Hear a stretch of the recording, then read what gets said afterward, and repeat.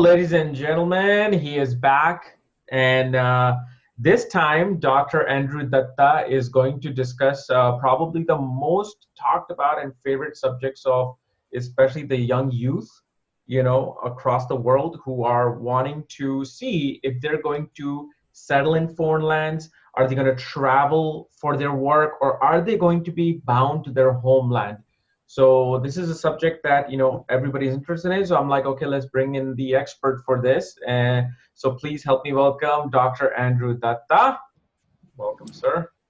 Thank you so much, Kapil ji. It has been a real pleasure last time talking with you. Yes. And it's really a joy once again to be back into your channel, one of the most highly subscribed channels on the net. And it's a real joy. I'm really happy to. Thank you so much. So yeah, Dr. Andrew, this is like the main concern of the youth these days, especially in countries like India, South Asia, about traveling, finding opportunities. So, and getting a visa, when can I get the visa? Will I get the visa? So all these questions. So what can you tell us about, of this and the combinations? Yeah, these days, you're very true, Kapilji. These days, there are a lot of clients who come for knowing the possibilities in their horoscope for going abroad.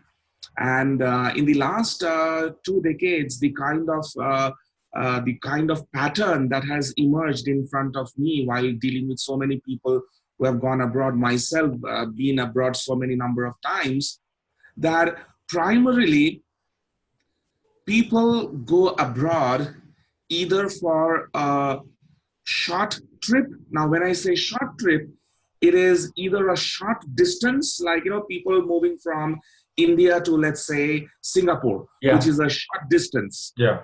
And it is also, when I say short trip, it is also a short duration trip. Mm-hmm. So, let's go by the corporate rules. Anything within 1 year, it's like a short assignment. Whereas a corporate manager who travels for 3 years is on a medium-term assignment. But corporate managers who are going abroad for, let's say, for more than 3 years are on a long-term assignment. So if we import that idea, the corporate travels into astrology, we can safely say a short trip is something which is within 1 year. So one thing which I have observed, that people travel abroad either for a short trip, which is a short duration trip, and a short distance trip. And there are also long trip, which is a long distance trip, maybe from India to the US. And it is also for a longer duration. So it's not only distance, but also the duration. Now, there are also other reasons for foreign travel, which is for the purpose of going, finishing a work, and coming back. So the finishing of work can be for the purpose of vacation, for the purpose of education, for the purpose of job or career related reasons, for the purpose of health. Mm-hmm. And there are also foreign travels where people have gone, have stayed there for 10 years, 15 years, have come back to the motherland, or after staying 10 years and 15 years, have taken the green card and have settled. Yeah. So when we say foreign travel, there are so many different branches. There are so many different reasons and different modes in which people do foreign travel. So in the Parashari system, there are a lot of rules which requires checking. And it's really something like, a kind of software which we are building and is going to launch very soon, where we are going to let various rules being checked on the horoscope. So Parashar rules are very good, and they are equally correct and bang on target. Krishnamurti Paddhati rules are simple, precise, terse. They are also on target. So whenever a chart comes to me as to whether foreign travel is present or not, the first place to look for is the Lagna. 12th house, we go later.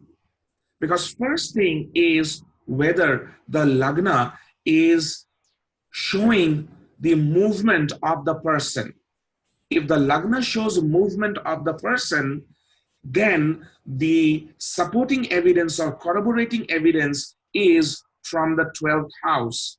And when I say 12th house, it means the 12th lord, planets in the 12th and all that additional things. We have the entire set of variables to check from in the Vedic astrology. Mm-hmm. In KP, Krishnamurti Paddhati, it is straight away the 12th cusp sublord, which gives an indication whether the person is going to travel abroad or not. And if so, what is going to be the purpose? What is going to be the duration? And it's the same, the final point comes to same whether it's a Parashari system, Vedic astrology system, or the KP system. We finally look at the Vimshottari Dasha and try to find out the exact timing. So, I would be sharing a lot of rules which I have found in practice to be exceptionally brilliant in hitting out and finding out whether a chart shows the promise of foreign travel or not. And the promise must always get fructified only if the proper Dasha Bhukti Antara comes. Mm-hmm. So one of the things that I always look for whenever a chart comes to me to check whether there is a foreign travel or not, I would see the ascendant lord, the moon, and the sun. Out of these three, if any of the two are in any way related, and when I say related, it is stellar relation, it is positional relation, it is conjunction relation, and last aspect relations. So SPCA. So there is a hierarchy in which the relationship unfolds.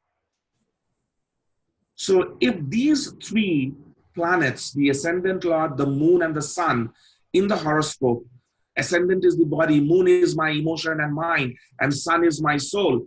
So if these three are in any way related, so stellar relation, the positional relation, the conjunction relation, and the aspect relation with the 6th, 8th, 12th lord or the bhavas, or with Rahu, and because Rahu and Ketu are 180-degree opposite, every time we say Rahu, there is automatic an influence of Ketu. Yeah. If this condition is present, it is the first and foremost and a very reliable indication that the person is going to have foreign travel. Short duration, long duration, we still don't know.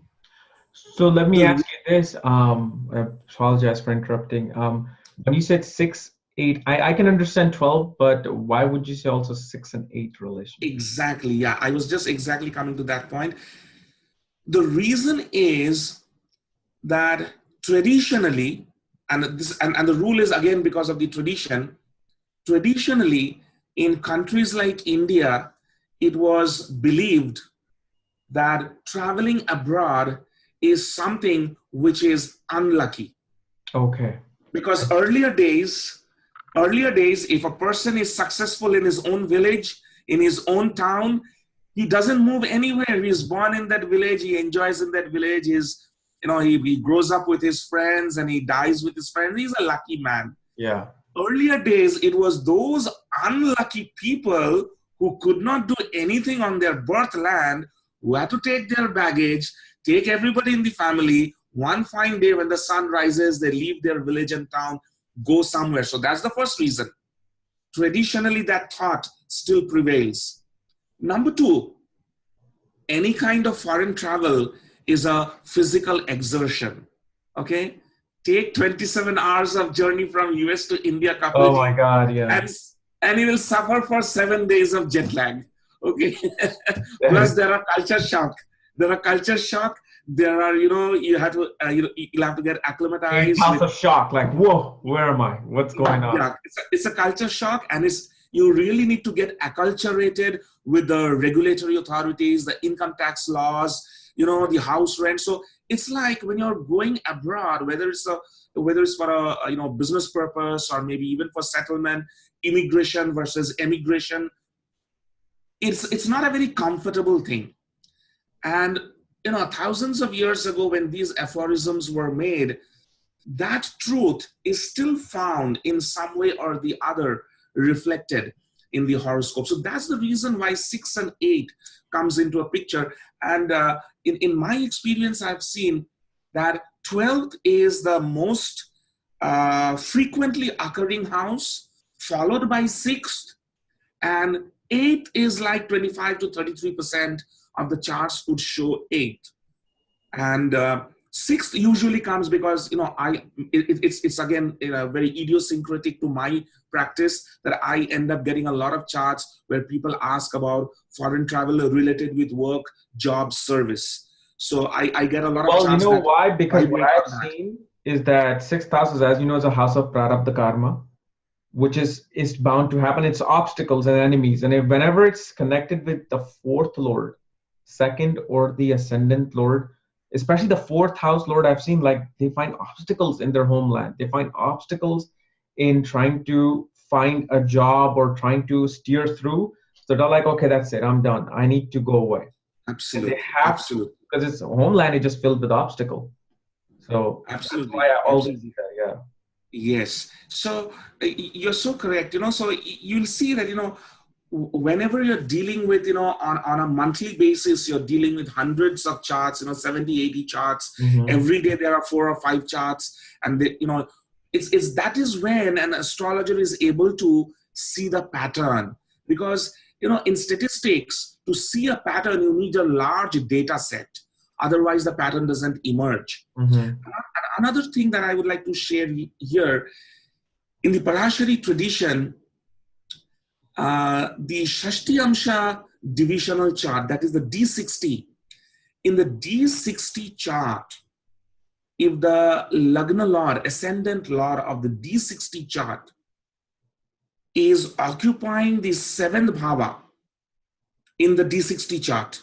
So D60 chart, Lagna Lord, occupying the 7th house, and it is connected with a benefic planet, naturally benefic planet like Jupiter, Venus, unafflicted Mercury, and a waxing moon. Usually, there is overseas travel, and there is a very good potential to settle in the foreign country. So Shashti-amsha chart, but again, the flip side of Shashti-amsha chart is that if there is roughly 2 minutes of difference, then 2 minutes of difference in birth time, then it can really go haywire. Yeah. So, that's a very, very powerful tool, the divisional chart, especially the higher divisional charts are very powerful. And also coming to your 4th bhava, the same Shashti-amsha chart, if we see the 4th lord of the Shashti-amsha chart is afflicted by Rahu. So either aspected by Rahu, and in our family and the Eastern India tradition, we take the reverse Rahu's drishti. So Rahu gives a reverse drishti of 5, 7, 9, and 12. So wherever Rahu is, instead of moving in the normal planetary direction, Rahu gives a reverse drishti on the 5th, 7th, 9th, and 12th bhava from where it is posited. So if Rahu, through such drishti, or through position, or through conjunction, or through the star lordship, if the 4th lord is so afflicted by Rahu in the D60 chart, and we find that the Lagna Lord of the D60 is also in the 7th house or is associated with the 7th Lord, it's once again a corroborating evidence that there is going to be overseas travel, and almost it's a certainty that the person is going to take citizenship and reside in that foreign country. Okay. So the Parashari rules are very robust, but it requires a lot of testing. It requires a lot of timing. Yeah. It requires a lot of, meticulous checking of the rules. And how does Rahu play this part in the D1 chart? Will it be the same Kapil, type of yeah. combinations, or is something different seen? Just can you repeat, because there was a Oh, disconnect in I the was saying signal. that how do we the rules for Sastyamsha, are they the same for Rahu in the birth chart, or is there something different you see in the birth chart with Rahu's position and its effect for a foreign travel? Oh, In case, let's say okay. we don't have the correct Sastyamsha in front of us. Yes. So um, this connection which I was talking about, this is something which is exclusively meant for the D60 chart. Okay. But I have done that myself, kind of, you can say experiment or a little bit of, tweaking around, fooling around, playing around, is that if people have come and told me, look, my birth time could be, way off by another 5 minutes, 10 minutes of time, and, they don't have the time or the energy to go for a KP analysis, Yeah. I use the same rule on the birth horoscope. Okay. Same rule. Because both H.R. Sheshadri Iyer as well as R.G. Gopal Krishna Rao and many senior astrologers even today in India, they are more or less, they agree on a certain thing, that the rules of these divisional charts, the first and foremost place to apply are the divisional charts per se. So a D30 rule must apply in D30 Okay. in the way how it should apply. A D60 rule must apply in D60. But in case D30 or D60 is not workable, we can import the same rule on the birth chart and see whether it's vibrating in the same way. And it does. A large majority of the time it does. I won't say it does 100% of the times, but yeah, 75, 80% of the time we see similar combinations exist in the Rashi chart as well. Okay. Where in that case, we need other corroborating factors on the Rashi chart. Okay. So an astrologer cannot go with an arsenal of a single rule and try to hit it and expect that it's going to happen. Yeah. No. So it's again being the carpenter. Okay, so he cannot use one tool. He has to use a lot of tools and make sure that furniture is made at the end of the day. Yeah. And also, is it also true, because Rahu in the fourth house or aspect to the fourth house, a person has to move at least like 100 miles away in order to find any kind of a success? Exactly. And a lot of the rules which are given in, let's say, You're frozen. Dr. Datta, you were just frozen. What were you saying? Yeah. What I was saying is that in many of the classical texts of, let's say, Mansagari or Saravali or Jataka Tattvam, when you look at the rules they have highlighted for foreign travel, Videsh Jatra, or moving out of the native land, the rules are more like bad luck rules. Okay. Yeah. It's like you couldn't stay in your house, and therefore you are kind of forced to move out of your house, and they all appear like as if they are negative combinations. Mm-hmm. But today, we as astrologers in the modern society, we need to contextualize those rules. And we need to understand that, yes, if somebody is not getting a very good job opportunity in India, might seek the job opportunity in US, in Europe, in the Southeast Asian countries. And therefore, in a certain way, he is deprived of his livelihood in his own country, his own birthland, and he's going somewhere else to seek an alternative livelihood.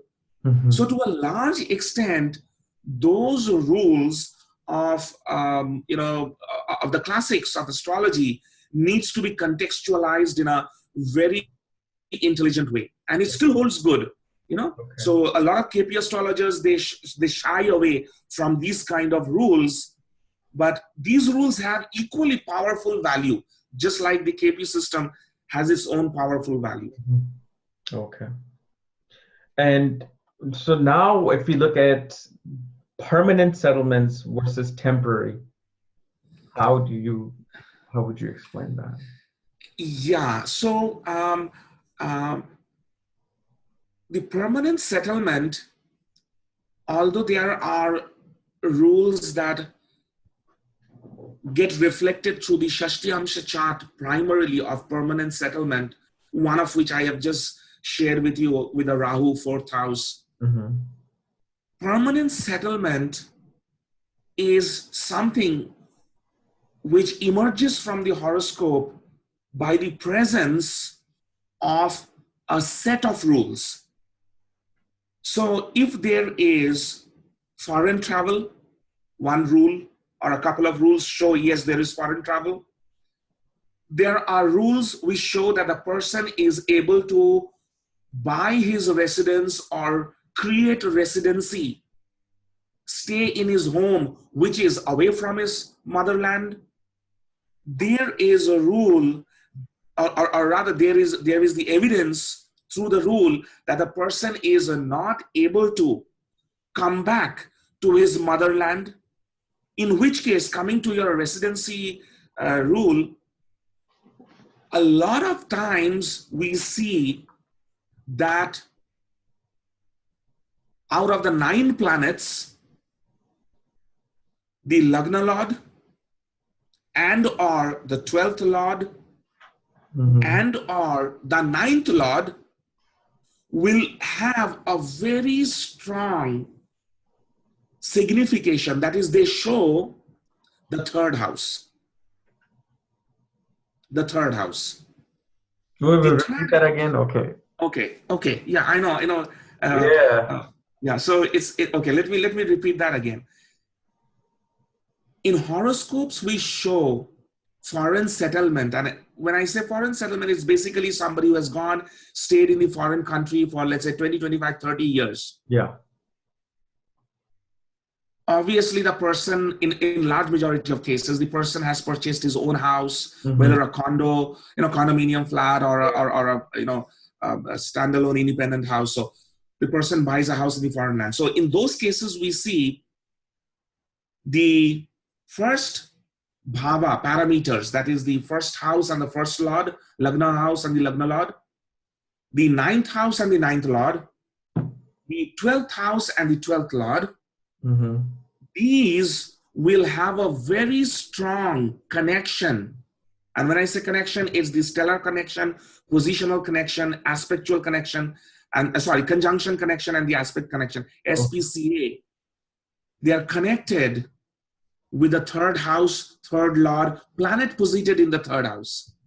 The reason being that the person is leaving his birthland, which is the 4th house, and goes to a foreign country. So the 12th vibrates very strongly with the 3rd. And I said the 1st house, because 2nd house is Kutumbasthana. So 2nd house are all relatives who are related to me by blood and who are related to me by marriage. So people who are related to me by blood and marriage, they are my 2nd house guys. Now, they all stay back here and I am far away from them. So it's the negation of the 2nd, which is 1st. Right, yeah. And 9th house is the house of long distance travel. So a person might have the Dasha, Bhukti, Antara and the Shukshma of the 9th house, and he might be traveling from Kanyakumari to Delhi. Now for him, that's a very long distance travel. Yeah. Okay. It's usually like 9th house used to be the house of pilgrimage. Exactly. But now it's more like everything. Absolutely. Yes. And if you see the places of pilgrimage in India are in far off Far places where away. there's Vaishno Garud Devi Shakti, or Vaishno Devi, Haridwar. Yeah. oh yes, far off places. So earlier days also, it's like ninth house is the house of pilgrimage, and ninth house, when it comes to foreign travel, ninth house is the house of long distance travel. We have contextualized, I have contextualized it myself. I have seen my gurus doing the same thing. Ninth house is also the house of long duration travel. So now it's no longer long distance, it is long distance as well as long duration. Okay. Third house is short duration as well as short distance. 12th is the complete unknown, new place, which creates difficulty. And that's a place which is, in the true sense of the term, that's the foreign land. Yeah. So the three things, if it comes in the horoscope, it shows foreign settlement, people who are going to reside. KP system gives a very beautiful approach. We check this very combination, which is actually a Vedic combination. It was converted into KP rules and aphorisms by the great Guru KSK, and through his direct students, we see the similar connection through the 12th house Kaspal sublord. And the corroboration is done through the 4th Kaspal sublord. So if the 4th Kaspal sublord, my house of residency, shows more of 3, 9, 12, it means that my house is not going to be in my house. My house is going to be in a foreign land, Yeah. in a distant land. Okay. So there are very beautiful ways to check foreign travels and foreign settlement. Now, also the question of going long distance and coming back. What I have seen a lot of times when fourth lord is retrograde and is, let's say, 12th house, third house, ninth house, a person goes, but eventually has to come back. Absolutely. Absolutely perfect. That's absolutely correct. And to add on to your correct point, the retrograde fourth lord also, it's a sure shot returning when the second lord is also retro. Okay. Because the second lord, the second house, the second bhava, the second lord, planets occupying the second bhava, these are the planets that represent my blood relatives and relatives created due to my marriage. Mm-hmm. So when these two lords, either these two lords or any one of these lords are retrograde, all these lords have made a connection by stellar, by conjunction and all that SPCA with the 3rd, 9th or 12th, then it's not only going to a foreign country, staying for a person again comes back to his foreign, to his motherland. Okay. So you're absolutely correct. The fourth lord, yes, fourth lord is a prime indicator. The supporting indicator is also the second lord. Okay. Then the question also comes in, which is the most vastly asked question, especially with people who are on HB1 visa and this visa. They say, I have applied for a visa. Will I get the visa and when will I get it? That finalization, how do you see that? Yes. You're frozen. And I follow. Your screen is freezing. Oh yeah, it's okay. Now it's back. On now my okay, on my system is showing unstable. Okay, now it's on. Okay. So very honestly, this is a very typical question I do get on getting a visa, and I straight away go to the Krishnamurti Paddhati system to solve it. Okay. For this question, particularly on getting a visa and getting a green card, I don't use Parashari system, although there are rules that need to be contextualized. There are no direct rules. Okay, Parashar has not said in his Brihat Parashari Hora Shastra what is a visa rule. Okay. Oh, because back then there was no such thing as visa. Absolutely. Yeah. So. Absolutely. So it's the king. It's the king which would allow staying in his kingdom. Kingdom. Yeah. You're We contextualize. Okay, so that's Vyat Parashari Hora. So Krishnamurti Paddhati is very clear on this, and the original thinking was based on the Horari chart, the Prashna chart. Oh my, I was just gonna say that. Because for Yes. Parashri, when someone asks me that, even in the Yeah. email, will I get the visa or not? I don't even look at the Dashani. I first look at the Prashna. Is the Yeah, person saying yes absolutely. or no?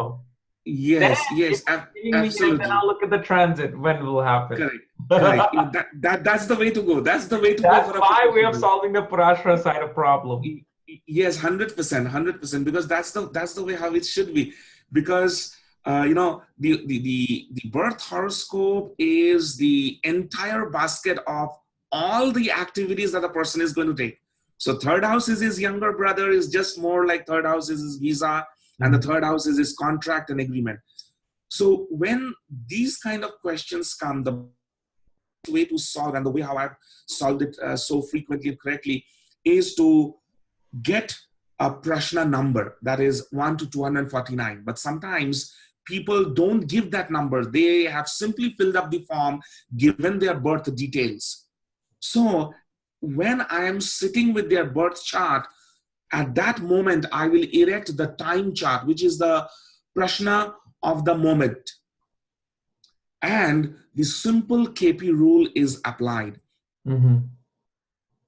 Simple. Issues that are involved in this question. One is getting of the visa, which is at the local consulate level. Okay, at the local level, the consulate issues the visa. The person goes abroad. Now, once the person starts staying for 5 years, I'm talking in the US context, the person is eligible to apply for a green card. And once applied, then there is going to be, the processing of the green card and then the permanent settlement. So getting of the visa is seen from the third cusp sublord. Okay. If the third cusp sublord is showing the house 11 in the Prashna chart, and it shows that, okay, let me put it this way. The third cusp sublord, a planet, must show the 11th house, and it must show the relationship with the 12th lord, with the 9th lord. Then visa is received. Many a times, young students of astrology in KP, they will look at the 12th lord, 9th lord, which is necessary, but at the secondary level. The primary level is the third cusp sublord, signifying the 11th bhava of success of getting the visa and visa for foreign travel. Okay. So it's the 12th lord which might give an aspect relation, 9th lord which might give a conjunction relation. So KP is very precise. KP is so direct. Now that's getting of the visa. The permanent residency or permanent settlement, the same third cusp sublord, if it is showing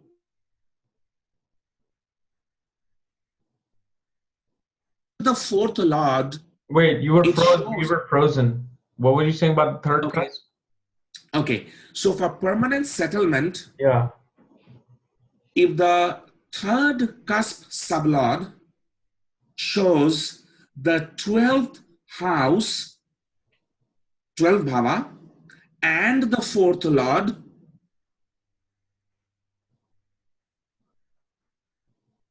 sublord shows the third lord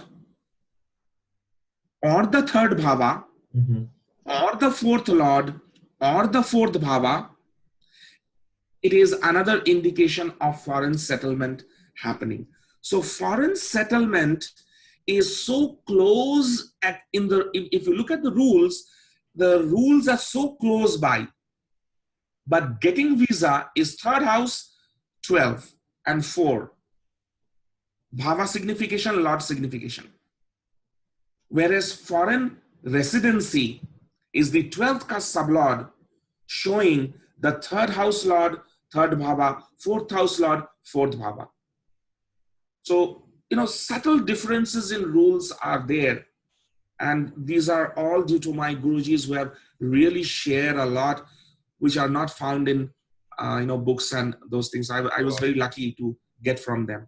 Now, what is your opinion on just looking at when someone comes to you, sends you an email, and you're looking at the email? Is there a Parashari rule that you use for Prashna that may give an indication as well for people who might be watching this just on the Parashari level? Like, how do you have any Prashna techniques on that end?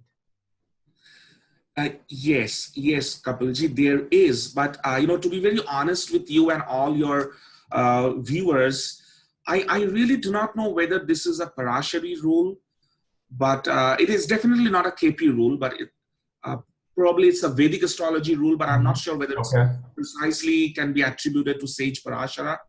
But yes, long time back when I started with Vedic astrology, my first guru, he said that whenever you will find people coming to you with a prashna or a question related to foreign travels, you would find that at the moment when you are judging the horoscope, the transit Lagna Lord. So let's say the person is a Kumbha Lagna born, Aquarius ascendant birth chart. So Saturn is the transit. Saturn is the Lagna Lord. So this Saturn needs to be seen in the transit on the present chart, which I have opened right now. So there is a birth chart, there is a transit chart, and I see that okay, Lagna Lord Saturn is in the 3rd or 9th or 12th house, yeah. To be positive, it's going to happen. Okay. So Wait, can you repeat that again, because you're frozen again? Okay. So I'll repeat 3rd, that. 9th, and 12th. Yes. Okay. So I look at the birth natal chart, Lagna Lord, and I just gave the rule with Lagna Lord, but in reality, 3 things need to be checked: the Lagna Lord, the sun, and the moon. These 3 of the birth chart must show in the moment chart, in the chart of the moment, in the transit, in the chart of the moment. They are seen to be configured around the 3rd house, 9th house, 12th house. What, do you also consider 7th house, which is the furthest point away from the ascendant? Yes, 7th house would come in the picture.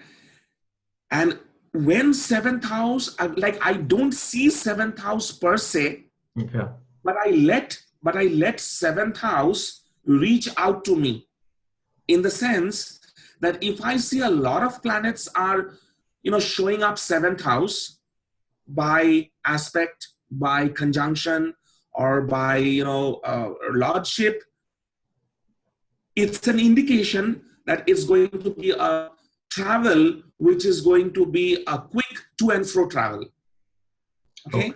So the 7th house hitting is the quick to and fro travel. Okay. So I was talking about the Lagna Lord, the sun, and the moon. The present antra, Dasha Bhukti antra. So the present antra of the birth chart, in the present transit moment chart, if it is connected with the 3rd or 9th or 12th, now that's a clear indication of foreign travel happening. Okay, can you repeat that with the antra thing, because you were frozen again? Okay, what I was saying was that just I checked the Lagna Lord, sun and moon of the birth horoscope natal chart. Yeah. I would also look at the antra, the running antra period of that. Okay, so the running, so if the running antra, is this the birth chart antra dasha lord, or the current horary chart you have made, the antra dasha in that? No, the birth chart antra. Okay. The birth chart antra. So Okay. if the birth chart Antara Lord is showing on my transit moment chart, let's say it's Mercury, Yeah. and it's in a Chara Rashi, Yeah. and it is the Chara Rashi is a 12th house, Yeah. and Mercury is aspected by the ninth lord, Lord. then I know that okay, I Yeah. have done my job. Now let me Okay. speak. Now, what about if Okay, it's a so fixed sign? yeah, so if it's a fixed sign, it's like although it's Mercury, but it's in a fixed sign, the quickness with which the client has come, the expectation of quickness of the client is not going to be that quick. Okay. So he's expecting that I'll get a visa in the next 3 months and I'm going to be there in the US in next Yeah. 6 months. It's not going to happen so fast. Okay. It's going to happen within a year because that's Mercury, a fast moving planet. But being in a fixed sign, it will rather be between 6 months to 1 year. And if it's Okay. Saturn in the fixed sign, that means Oh, that's a long delay. that's a long delay. That's a long delay. Yeah. And that's a good point you have raised. If it's a Saturn, okay, if it's Saturn and it's in a fixed sign, and let's say that's Leo, okay, so it's an irritated Saturn. So you can be Government issues in the foreign lands to getting the visa. yeah, and you can be rest assured the first time visa is going to be rejected, okay? So Yeah. it's the irritated Saturn, which is the Antara Lord, and it's in a sign Leo and aspected by maybe Sun, and in that case, it's the first time the visa is not going to happen, But and you there can is a possibility of having oh it. yes. Oh Okay. yes, absolutely. And you can tell your client that, look, your visa officer is going to be a old guy, an old gentleman who's not going to be in a good mood that day, Yeah. and probably he's going to catch you unaware. Some paper issue is going to happen, regulatory issue is going to happen. You may not get your visa the first time, but keep on trying; it will happen next time. Okay.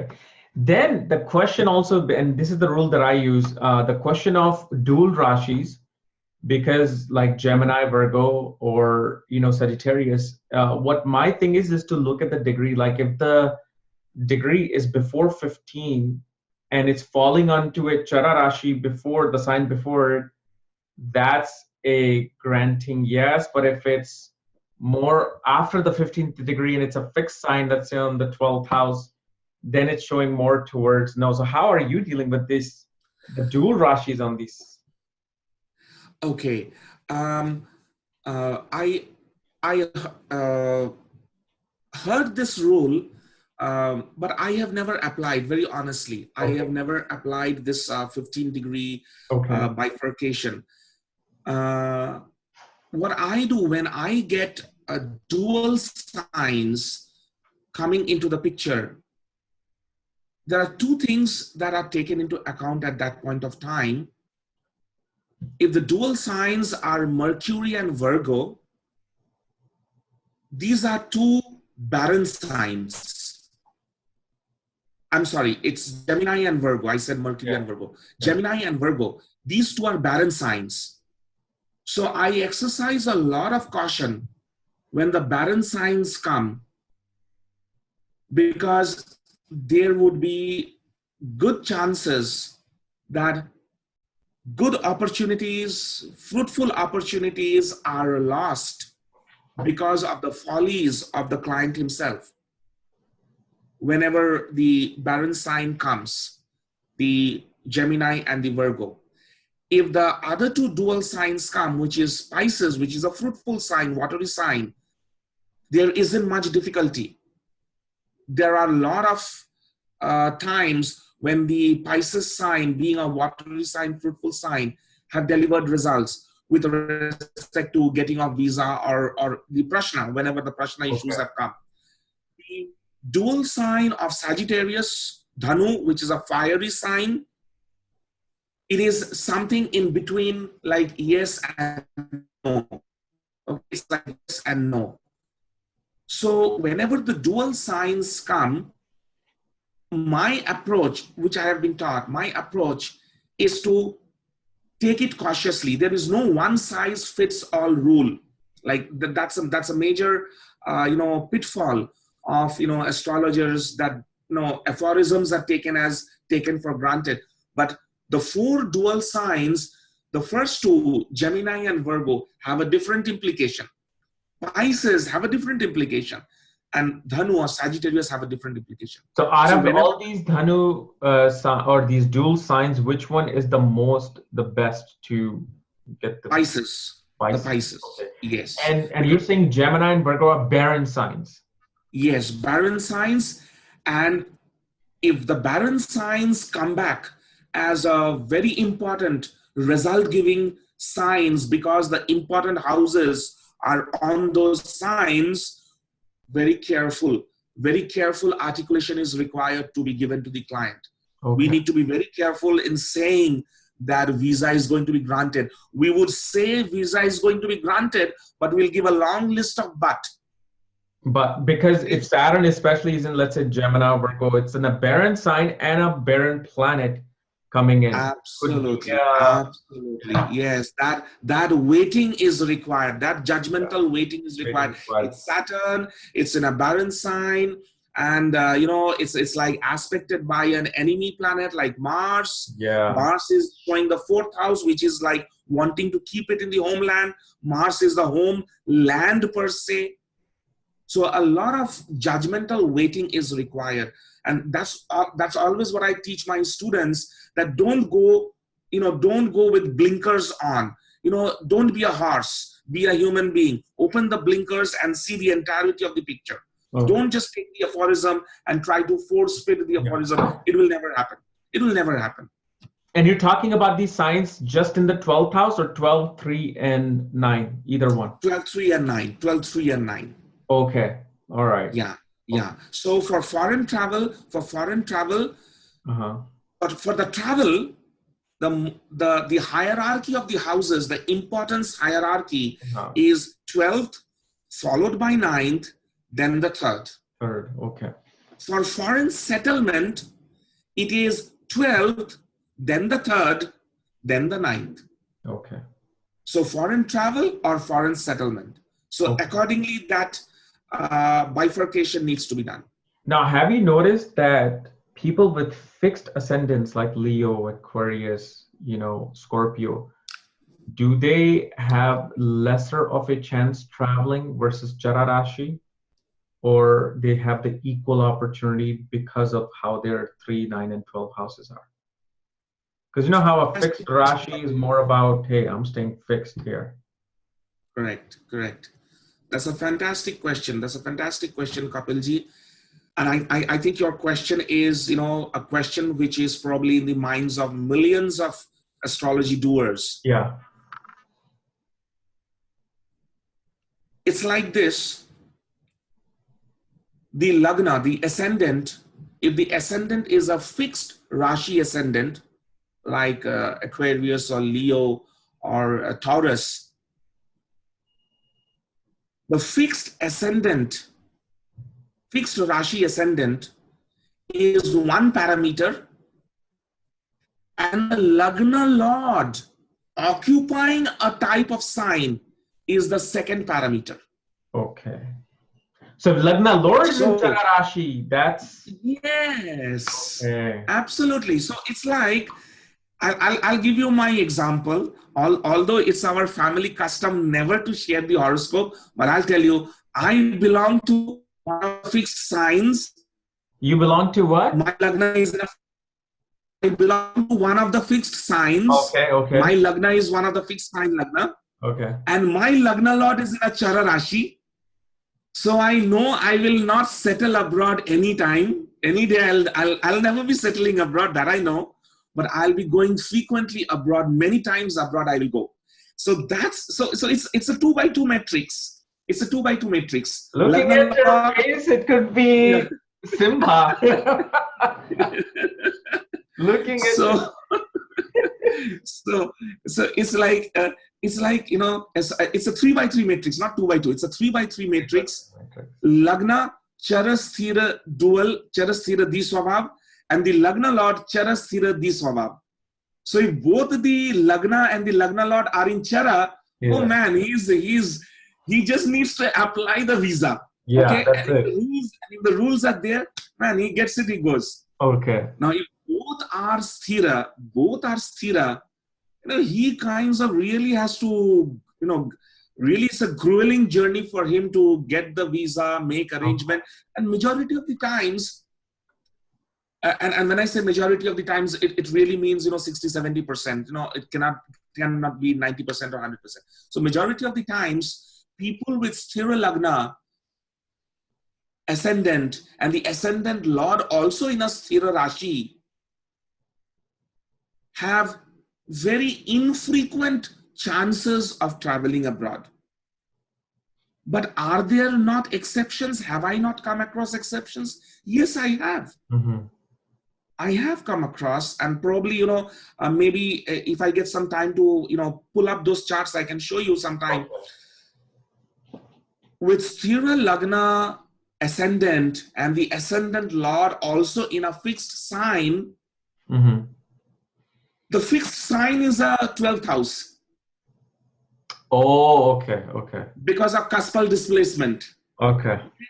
Now, immediately his probability of not going abroad is reduced. Okay. Is aspected by the 12th lord. Lord, yes. Conjoined with the 9th bhava lord. Chances of going abroad increases. So an astrologer always has to make the weighted blending. It's like a bartender. The astrologer is like a bartender. That's okay? it. That's he has to mix the cocktail properly. Okay. Yeah. Otherwise, he won't get the tips. Okay, the tips won't come. Hey, I usually put more vodka in mine for my clients. Yeah. So an astrologer, he has to keep his eyes and ears open, and he has to constantly check for the weightages, which way the horoscope is tilted. Every horoscope is tilted some way or the other. So that tilting has to be captured by the astrologer. Now, let's say if you come across a chart, has no plans to go in foreign lands, settling in foreign lands, getting a visa, and they ask you for a remedy. Is a remedy then usable, or remedy should just not even be used because it'll be a waste? Can a remedy change that entire thing?